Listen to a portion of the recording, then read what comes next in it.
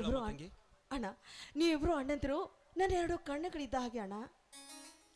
ಅಂದಾಗ ಒಮ್ಮೆಲೆ ಈ ವಿಷಯ ಪ್ರಸ್ತಾಪಿಸೋದು ಬೇಡಮ್ಮ. ಸಮಯ ಸಂದರ್ಭವನ್ನು ಅರಿತು ಅಮರೇಶನ ಮುಂದೆ ಈ ವಿಷಯ ಬಿಚ್ಚೋಣ. ಸರಿ, ಹಾಗೆ ಆಗ್ಲಣ್ಣ.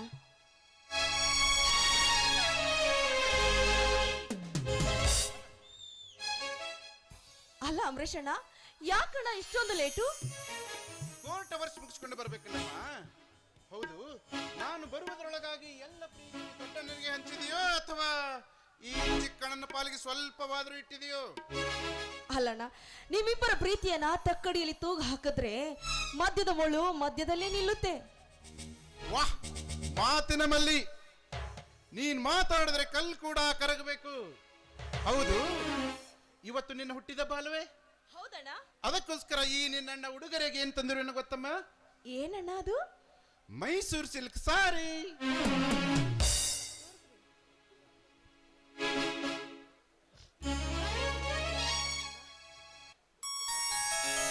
ಅಲ್ಲಣ್ಣ, ಹುಟ್ಟು ಹಬ್ಬಕ್ಕೆ ಒಂದ್ ಸಾರಿ, ಗೌರಿ ಪೂಜೆಗೆ ಒಂದ್ ಸಾರಿ, ಅದು ಅಲ್ಲದೆ ಪಂಚಮಿ ಹಬ್ಬಕ್ಕೆ ಒಂದ್ ಸಾರಿ, ವರ್ಷಕ್ಕೆ 12 ಹಬ್ಬಗಳು ಬರ್ತಾವೆ ಅಂತ ತಿಳಿದು ನೀನ್ ಈ ರೀತಿ ಸಿಲ್ಕ್ ಸ್ಯಾರಿ ತಂದ್ರೆ ಹೇಗಣ್ಣ? ಅಂದ್ರೆ ಈ ನನ್ನ ಮನೇನ ಸಿಲ್ಕ್ ಸ್ಯಾರಿ ಸೆಂಟರ್ ಮಾಡ್ಬೇಕಂತ ಮಾಡಿದ್ಯೋ ಏನೋ?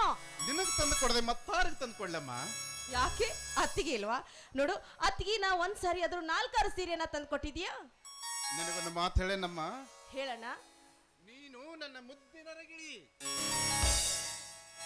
ಅಂದ್ರೆ ಅತ್ತಿಗೆ, ನಿನ್ನ ಅತ್ತಿಗೆ ತವರು ಮನೆಯಲ್ಲಿ ತಿಂದುಂಡು ಈ ಗಂಡನೆಂಬ ಹುಲಿಗೆ ಹಾಲು ಉಣಿಸಲು ಬಂದ ಜಿಂಕೆ ಇದ್ದಂತೆ. ಅಣ್ಣ, ಒಟ್ನಲ್ಲಿ ನಿನ್ನ ಮಾತಿನಲ್ಲಿ ಮರಳು ಮಾಡೋ ಗಣಸರು ಯಾರೂ ಇಲ್ಲ ಈ ಜಗದಲ್ಲಿ. ನೀನು ಮಾತನ್ನ ಮೀರಿಸೋಕೆ ಸಾಧ್ಯನೇ ಇಲ್ಲ. I am A advocate.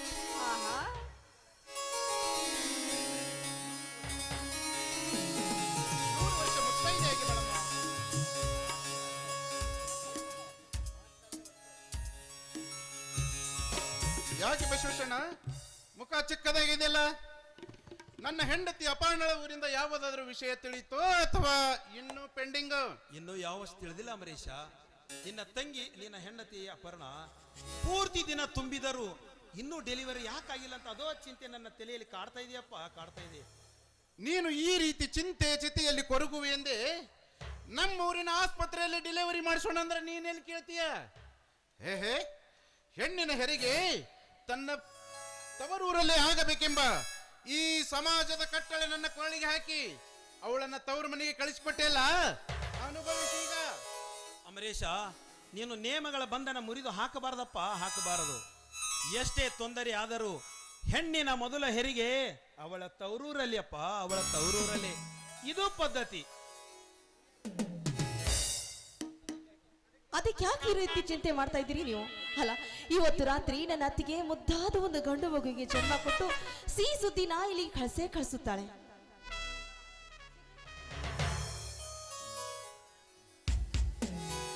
ಅಣ್ಣ, ಏನಣ್ಣ ನೀನು ಅಣ್ಣನ ಮುಂದಿನೇ ಈ ರೀತಿ ಬಾಯಲ್ಲಿ ಸಿಗರೆಟ್ ಹಚ್ಚಿದೆಯಲ್ಲ? ನಿನಗೇನಾದ್ರೂ ದೊಡ್ಡವರು ಸಣ್ಣವರು ಅನ್ನೋ ಹೆದರಿಕೆನ ಮರ್ತು ಬಿಟ್ಟಿದ್ಯಾ ಹೇಗೆ? ಬಸವೇಶಣ್ಣ, ಲೈಟ್ ಪ್ಲೀಸ್.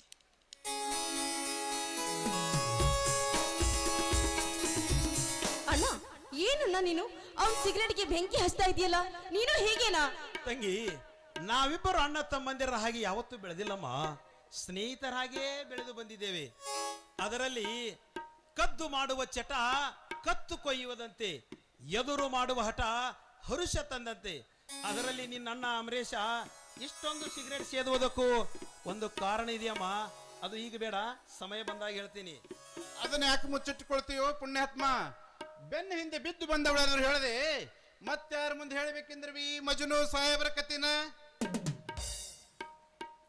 ಓಹೋ, ನಿಂದು ಒಂದು ಪ್ರೇಮ ಪ್ರಕರಣ ಇದೆ ಅಂದಂತಾಯ್ತು. ನಂದು ಅಂದ್ರೆ ನಿಂದೇನಾದ್ರೂ ಪ್ರೇಮ ಪ್ರಕರಣವೇ? ಮತ್ತೆ ಅಣ್ಣ, ಅದು ನಿನ್ನ ಸಿಟ್ಟಿಗೆ ಬರೋದಿಲ್ಲ ಅಂದ್ರೆ ಬಿಚ್ಚಿ ಹೇಳ್ತೀನಿ, ಆಯ್ತಾ? Take up my sweet sister, come on.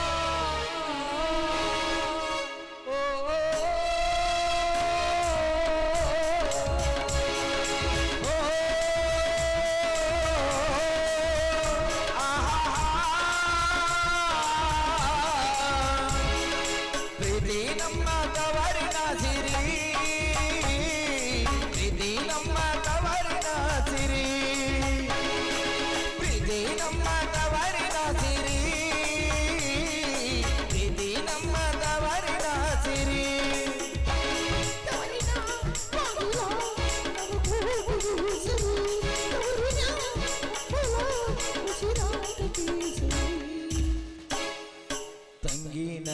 ಜೀವದ ಸಿರಿ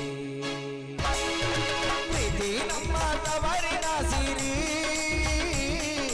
ಪ್ರೀತಿ ನಮ್ಮ ತವರಿನ ಸಿರಿ ಪ್ರೀತಿ ನಮ್ಮ ತವರಿನ ಸಿರಿ ಪ್ರೀತಿ ನಮ್ಮ ತವರಿನ ಸಿರಿ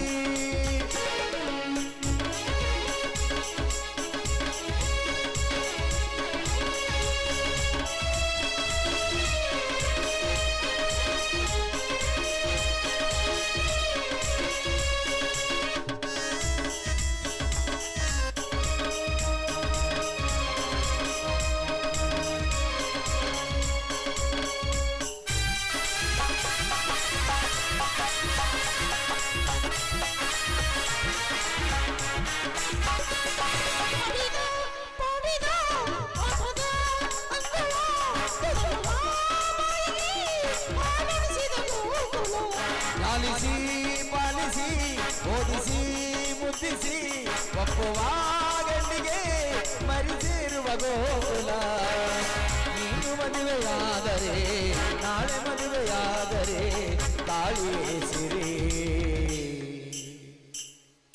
ತಂಗಿ ನನ್ನ ಜೀವದ ಸಿರಿ ಪ್ರೀತಿ ನಮ್ಮ ತವರಿನ ಸಿರಿ ಪ್ರೀತಿ ನಮ್ಮ ತವರಿನ ಸಿರಿ ಪ್ರೀತಿ ನಮ್ಮ ತವರಿನ ಸಿರಿ ಪ್ರೀತಿ ನಮ್ಮ ತವರಿನ ಸಿರಿ ಪ್ರೀತಿ ನಮ್ಮ ತವರಿನ ಸಿರಿ ಪ್ರೀತಿ ನಮ್ಮ ತವರಿನ ಸಿರಿ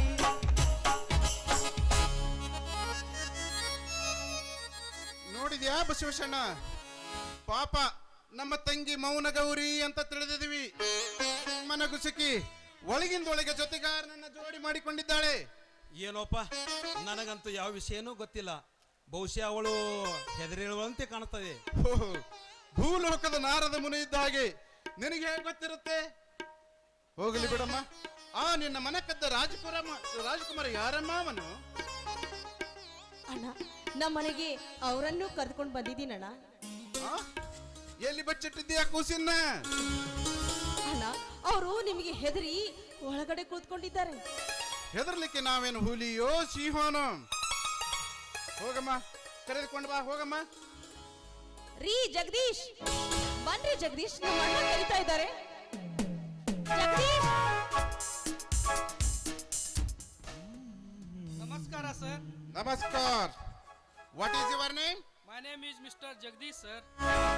ನಿಮಗೆ ತಂದೆ ತಾಯಿ, ಅಣ್ಣ ತಮ್ಮ, ಅಕ್ಕ ತಂಗಿ, ಹೆಂಡ್ರು, ಮಕ್ಕಳು ಮರಿ ಮೊಮ್ಮಕ್ಕಳು ಅದನ್ನು ಕೇಳು. ಅಲ್ಲೋ, ಇನ್ನು ಮದುವೆನೇ ಆಗಿಲ್ಲ ಅಂತಾನೆ ನೀನು ಹೆಂಡ್ರು ಮಕ್ಕಳು ಕೇಳಿ ಇನ್ನಷ್ಟು ಹೆದರ್ಸ್ತೀಯಲ್ಲೋ ಪುಣ್ಯಾತ್ಮ. ಬಸವೇಶಣ್ಣ, ನನ್ನ ಮಾತಿನಲ್ಲಿ ಅರ್ಥ ಇದೆ ಬಸವೇಶಣ್ಣ. ನನ್ನ ತಂಗಿಯ ಗಂಡನಾಗೋ ಹುಡುಗರಿಗೆ ಎಲ್ಲ ಯೋಗ್ಯತೆ ಇದ್ರೆ ತಾನೆ ಈ ಸಂಬಂಧ ಸಾರ್ಥಕವಲ್ವೇ? ಹೇಳಿ ಜಗದೀಶ್. ಯಾರೂ ಇಲ್ಲ ಸರ್. ಅಕ್ಕ ತಂಗಿ ಯಾರು ಇಲ್ವೇ? ಅವರು ಇಲ್ಲ ಸರ್. ಅಂದ್ರೆ ಬಾಯ್ ಬ್ಯಾಂಕಿನಲ್ಲಿ ಹಣ ಎಷ್ಟಿದೆ? ಬ್ಯಾಂಕ್ ಅಲ್ಲಿ ಅಕೌಂಟ್ ಇಲ್ಲದಿರುವಾಗ ಬ್ಯಾಲೆನ್ಸ್ ಎಲ್ಲಿಂದ ಬರುತ್ತೆ ಸರ್? ಅಂದ್ರೆ ನಾನೊಬ್ಬ ಯಾರೂ ದಿಕ್ಕಿಲ್ಲದ ಪರದೇಶಿ ಸರ್. ಎಲ್ಲವನ್ನು ಕಳೆದುಕೊಂಡ ನಾನು ಶಿಕ್ಷಣಕ್ಕಾಗಿ ಸೋದರ ಮಾವನ ಮನೆಯಲ್ಲಿ ಬಿದ್ದ ನಿರ್ಗತಿಕ ಸರ್, ನಿರ್ಗತಿಕ. Set up your rascal. ಓಡುವ ಕುದುರೆಯ ಕಡಿವಾಣ ಹಿಡಿದು ಜಗ್ಗಿನಲ್ಲಿ ಸಂತೆ ಮಾಡಿದೆಯಲ್ಲ ಇಡಿಯಟ್. ಅಣ್ಣ, ದಯವಿಟ್ಟು ಅವರನ್ನ. ತಂಗಿ, ಆಲೋಚನೆ ಮಾಡದೆ ಆಸರಿಲ್ಲದವನ ಕೊರಳಿಗೆ ಮಾಲೆ ಹಾಕುವ ಮನಸ್ಸು ಮಾಡಬೇಡಮ್ಮ. ನೀನು ಮಾಡಿದ ನಿರ್ಧಾರ ಹಿಂತೆಗೆದುಕೊಳ್ಳಲೇಬೇಕು. ಅಣ್ಣ, ದಯವಿಟ್ಟು ಅವರಿಗೆ ಅವಾಚ್ಯ ಮಾತನಾಡಿ ಅವರ ಮನಸ್ಸನ್ನ ನೋಯಿಸಿಬಿಡೋಣ. ಏ ಜಯಲಕ್ಷ್ಮಿ, ನೀನು ಈ ಅಂತಸ್ತಿನ